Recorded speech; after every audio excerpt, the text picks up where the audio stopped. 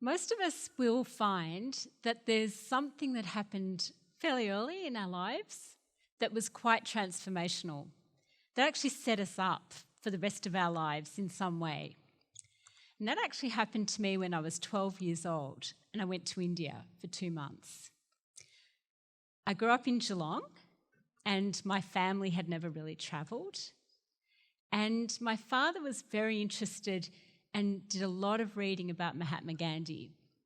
It so happened that a Hindu family, came from India and settled in Geelong. Now, probably not so weird today, but in the 60s, that was quite an amazing experience. Such an amazing experience that through the friendships that our families developed, I actually met every Indian family in Geelong. And believe me, there were only about 6 families. What was transformational was that the Indian family, the father was Shash Mehta and the kids were the same age as my brothers and sisters, said he was going back to India, to Gujarat, and he'd like to take our family with him. And my dad and mum said yes, good idea. I was the eldest, 12 years of age.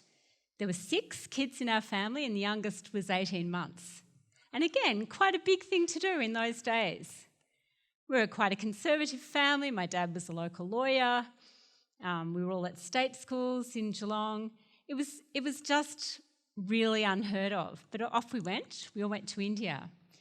And the experience for me was transformational personally on a number of incredible levels. Firstly, we stayed with families. So we actually stayed with Hindu families. We ate vegetarian food. We ate on the floor. We ate with our hands. We learnt about the gods that the people that we stayed with had as their favourites. Ganesh is still my favourite to this day. And we also were right in amongst the Bangladesh famine. So in our time in Calcutta, people were flooding across the border and into Calcutta, and it was a heaving, really a very heaving, vibrant, but also quite desperate community in many, many ways. And there were people coming who were very, very hungry and had very little and had to be absorbed into the many slums in Calcutta. Now, India's changed an enormous amount since the 60s, but there are still places in India where you can go and you can still get that sense of people in transition, people moving, people living in close proximity. But it was particularly heightened by the famine at that stage. And it was very interesting because the families we were staying in were middle-class, educated families like we were in Australia, but their material wealth was so different to our material wealth in Australia. We would have called it very, very basic, but they were very well educated, felt very wealthy in comparison with people around them, but were ready to give. And all of our family friends were participating in helping the people who were coming over the border and helping in the slums. So incredibly, they were quite amazed that in the Western press we were hearing a lot about Mother Teresa and how wonderful she was. And they were saying, yes, she's doing good work. But it completely ignored the fact that in many of the universities in Calcutta, some of the great universities of the world, the entire student population were donating their time to go into the slums and vaccinate children and hand out food aid and get involved in rebuilding. So there was such a skewed view from outside India about our aid, our contribution from the West into the poor, starving Indians, when in fact the Indian community were galvanised and working together and actively engaged. So I think for me, and I suppose the other thing was that for us coming out of Geelong and going into Calcutta and across the north of India, it was also confronting. It was smelly, smells were different, the experiences were different, it was uncomfortable. It made us actually vulnerable. And vulnerable is a good thing. Vulnerable is important. Of course, we went back then into our bubble of privilege. And that's what we live in here in Australia. We do live in a bubble of privilege.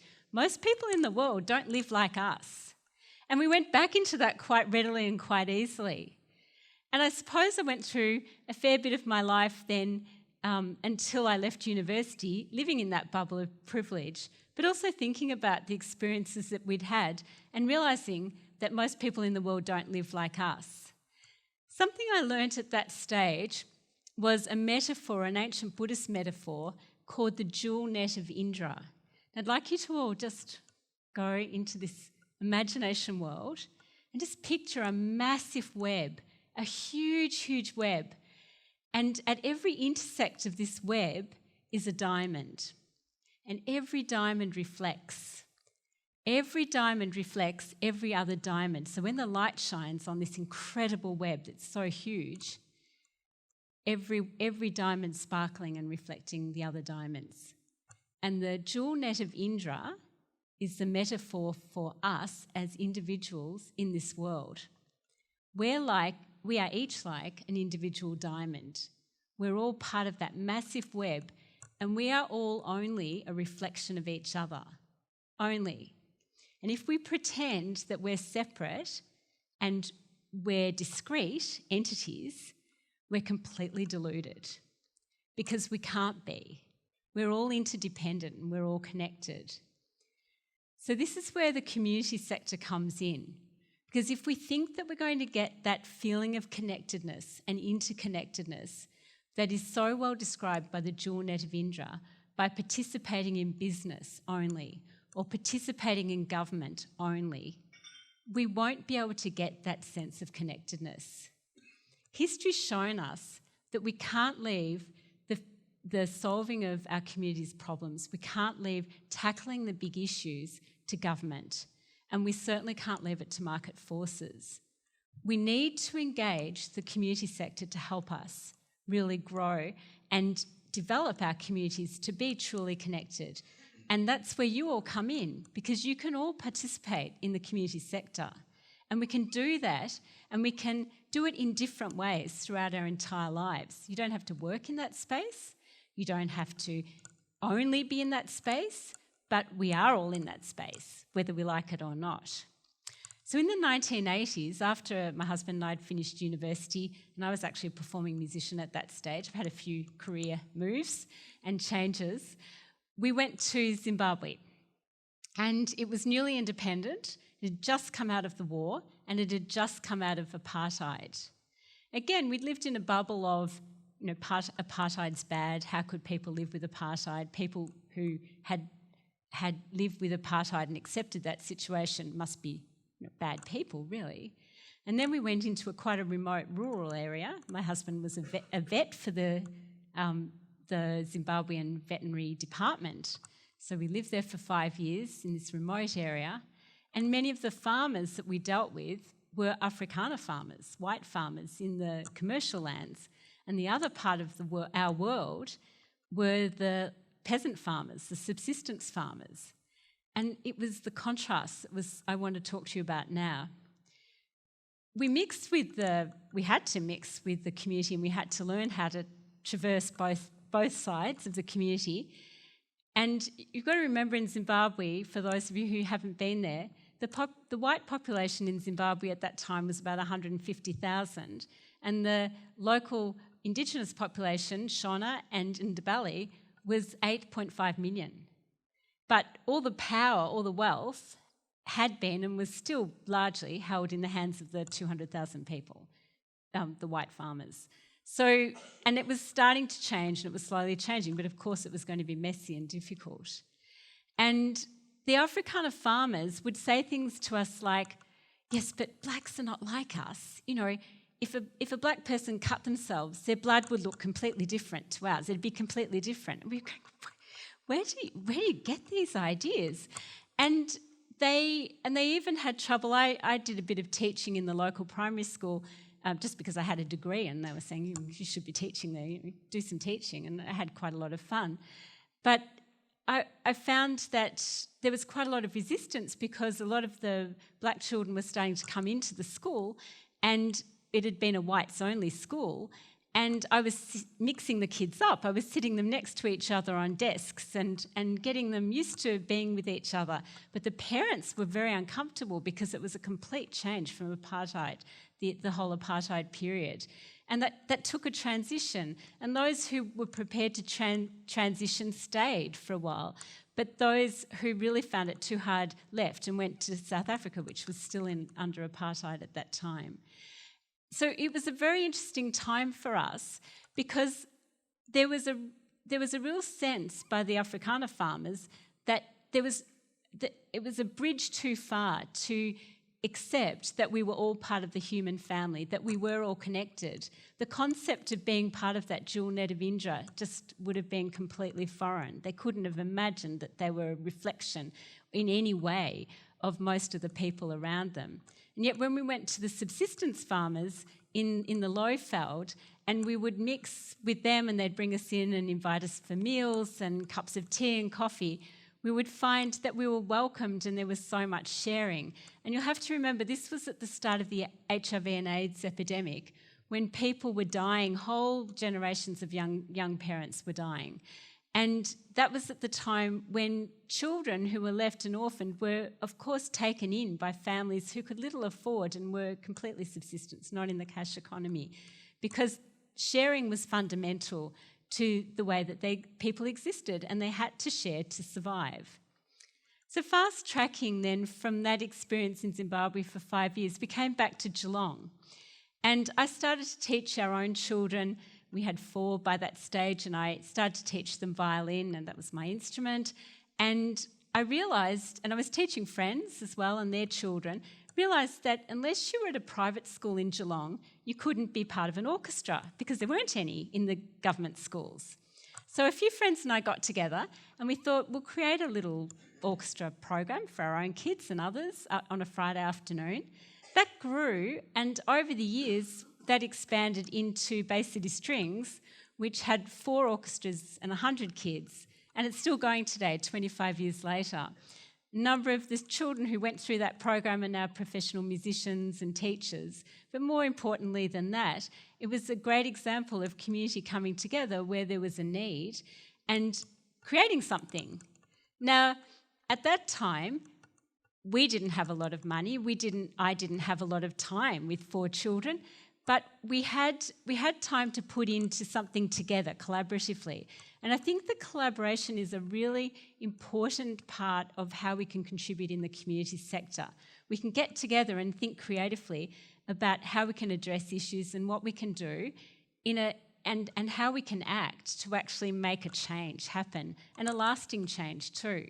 Another example of lasting change is Every Australian Counts. How amazing is that whole program? Over 300,000 people on Facebook lobbying government for one of the most important changes to disability empowerment that Australia's ever seen, the National Disability Insurance Scheme.